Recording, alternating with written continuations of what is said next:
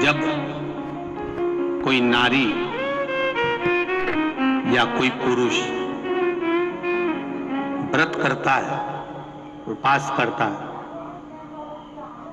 करता है, वो किसी भी देवता का उपास करे, शनिवार का करे, मंगलवार का करे, बुधवार का करे, गुरुवार का करे, रविवार का करे, तीज का करे, चतुर्थी का करे, अष्टमी का करे, एकादशी का करे, प्रदोष करे, द्वादशी करे, पंचमी करे, तीज करे, छठ करे, नवरात्रे करे, चतुर्थी करे, कोई पुरुष या स्त्री या बच्चा कोई भी व्रत करता है, जिस दिन वो व्रत रखता है उस दिन उसके शरीर में कौन सी देवी का अंश आकर विराजमान हो जाता है जिससे वो व्रत सफल कर पाता है।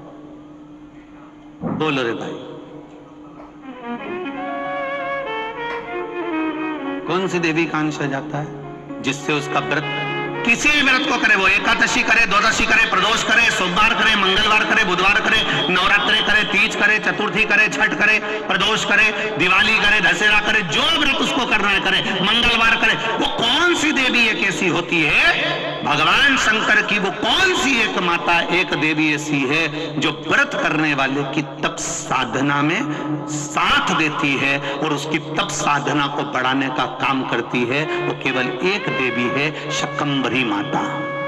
कौन सी माता है? माता शाकंभरी। केवल एक है जो व्रत साधना तप आराधना करने वाले के साथ हमेशा साथ देने के लिए उसके हृदय में विराजमान होती है, उसके चित्त वृत्ति में बैठी रहती है। भजन का बल, शाकंभरी तप साधन। कितना सुंदर कहा है, जो व्रत करता है ना, हम तो यहां तक कहते हैं कि अगर कोई कथा सुनने बैठा हुआ है, कथा सुन रहा है, आपको जाना है, आपका शरीर का जरा सा अंश भी चलते समय दूसरे के शरीर को नहीं लगना चाहिए। शिव महापुराण में वर्णन आया है पितरों की 3 कन्याओं का, मेना, धन्या, कला, इन तीनों का वर्णन आया है। पितृलोक में ये तीनों आराम से रह रही थी और सनकादि ऋषि बैठकर तप कर रहे थे, कथा की चर्चा कर रहे थे, सत्संग कर रहे थे। पहले मेना निकल कर गई, फिर धन्या निकल कर गई, फिर कला निकल कर गई, एक के पीछे एक तीनों निकल कर गई, तीनों निकल कर गई। इनका शरीर का लहंगा संत सनकादि ऋषि के जंघा पर पड़ गया, क्रोध आ गया, हे मेना, धन्या, कला, मैं तुम्हें श्राप देता हूं कि तुम तीनों मृत्यु लोक में एक साधारण सी स्त्री बनोगी।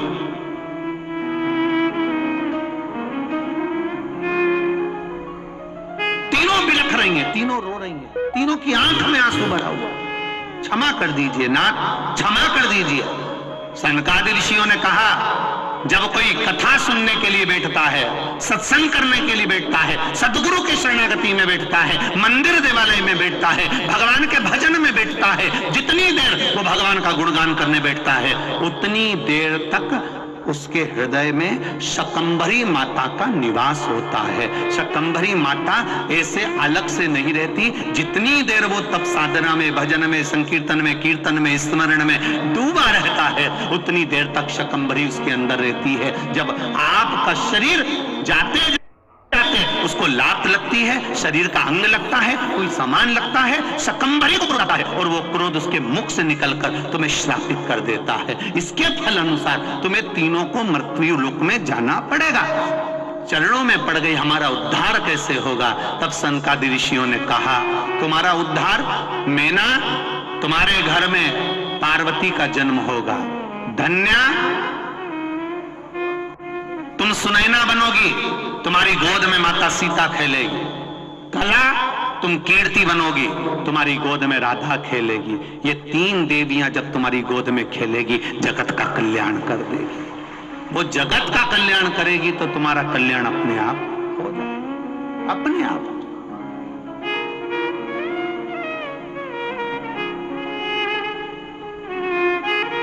हम यहां तक कहेंगे, उसका भी स्मरण रहे।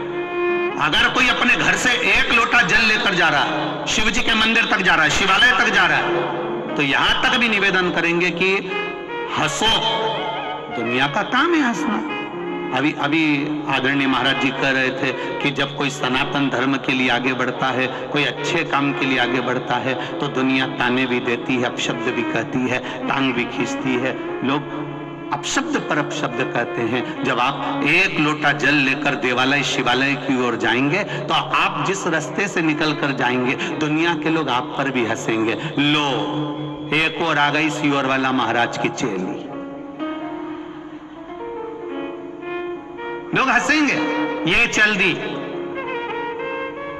सावित्री बनकर, अनसुईया बनकर। दुनिया के लोग कहेंगे, अपशब्द कहेंगे, आड़ा टेढ़ा कहेंगे, बोलेंगे, पर आग लगे बस्ती में अपन रहो मस्ती।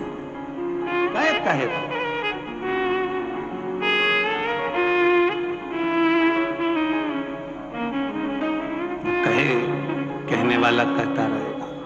जिस समय पूजन का कोई साहित्य, पूजन का कोई सामान, पूजन की कोई सामग्री हमारे हाथ में रहती है और हम पूजन करने जाते हैं और पूजन कर कर वापस आते हैं, उस व्यक्ति को देखकर अगर कोई दूसरा हंसता भी है तो समझ लो वो अपनी जिंदगी को बर्बाद करने की सीढ़ी पर पांव रख दिया है।